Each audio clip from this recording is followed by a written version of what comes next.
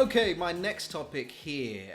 Southampton. They lost 2-1 to Wolverhampton Wanderers. Scoring first, Southampton did, with Danny Ings with a beautiful, beautiful volley. But we have a bit of controversy here.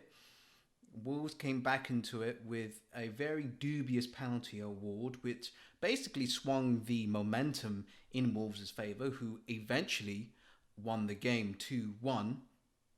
Do you think that was a penalty? And 6 losses in a row now. Do you think Ralph Hasenhuttl is on the firing line? Okay, so the first one, the penalty. This Southampton fans are going to be upset with me. Personally, I think it's a penalty. And the reason why is because Bertrand, he's put his arms up like this, and what he's done, he's been really unlucky. It's really unfortunate, but by the letter of the law, it is a penalty. And he's turned, and as he's turned, his left hand has come out a little bit, which, is... Personally, I think the rule should change, and that should just be like that's a natural motion. You can't help that. What's he supposed to do? Just because he's moving, he's running at the same time. He's supposed to run like that. He's turned, and as he's done that, his left arm's come out in a completely natural way. But as he's done that, the ball has then struck his arm, and he's very close to the ball, so he's got no chance to move it out of the way. And by the letter of the law, it is a penalty. So as far as I'm concerned, as by the current rules, it's a penalty. Here is why I think Southampton fans have every right to be aggrieved. If we rewind, do you remember the Matty Cash incident? Yeah. Matty Cash's one is worse. That is a worse handball because Bertrand didn't move his hand to the ball. He's twisting away. Matty Cash, in some way or form, did move his hand to the ball. So for me, I would be absolutely fuming through the roof with the officiating of their games because for me, they're both either they're both given or they're both not given. It's the inconsistency which I would be pulling my hair out at. Yeah, no, I've looked at that incident quite a few times. I think 10 times in total. And my initial reaction was if I was the defender, I'd be really, really annoyed if that was given against me as a penalty. Because obviously he didn't mean to intentionally handball it. He's trying to. It's a bit annoying how he's trying to shirk away from it. He's not going towards it. And in this day and age, you basically have to face up to it and have your arms by your side. I don't like he tried to move away.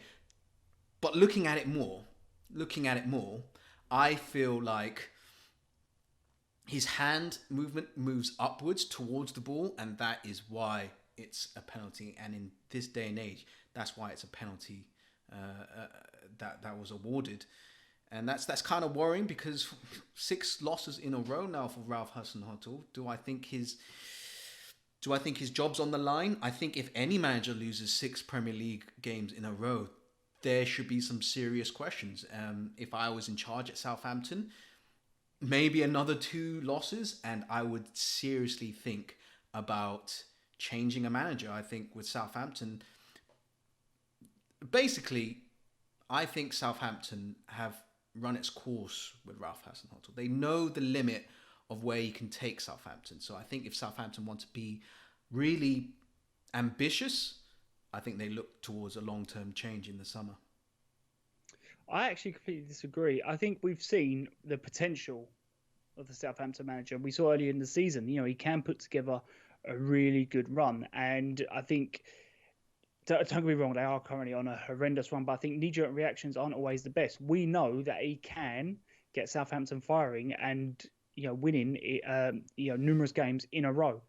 It's not as if he's just come in and just started losing.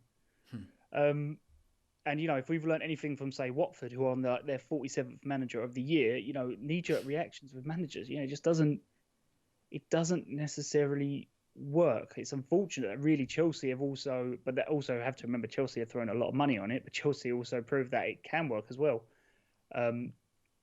if you spend enough. So for me, I would say stick with him for now. And it's not an easy job, the Southampton job. You have to remember they're a club who their business model is to sell some of their better players. So it's constantly kind of rotating and constantly trying to get the best out of a team, which is constantly kind of being picked apart a little bit. I mean, there's even rumours with Ings with he's got a few years left on his contract, with big clubs coming in for Ings. That'd be another key player out of that squad. There's a lot of managers who might not want to be part of that business model. Yeah. I agree. I think the limit with Southampton is maybe like mid-table, just below mid-table-ish finish with Ralph Hasenhuttl. I'm just saying if Southampton want to be really ambitious and look upwards towards that, then they'll have to look for a change. Yeah, I do get what you mean. I think for me the biggest problem is like kind of their business model rather than the manager. But let's wait and see. I think you was probably right when you said it. I think 2 more games, and then there's definitely going to be people upstairs at Southampton asking the questions that we're asking right now.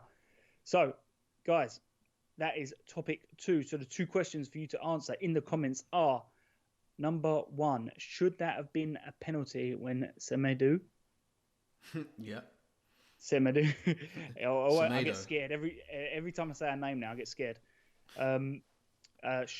Struck from about 6 yards out, and it hit Bertrand's arm. Was that a penalty? And the second one, Hasenhuttl.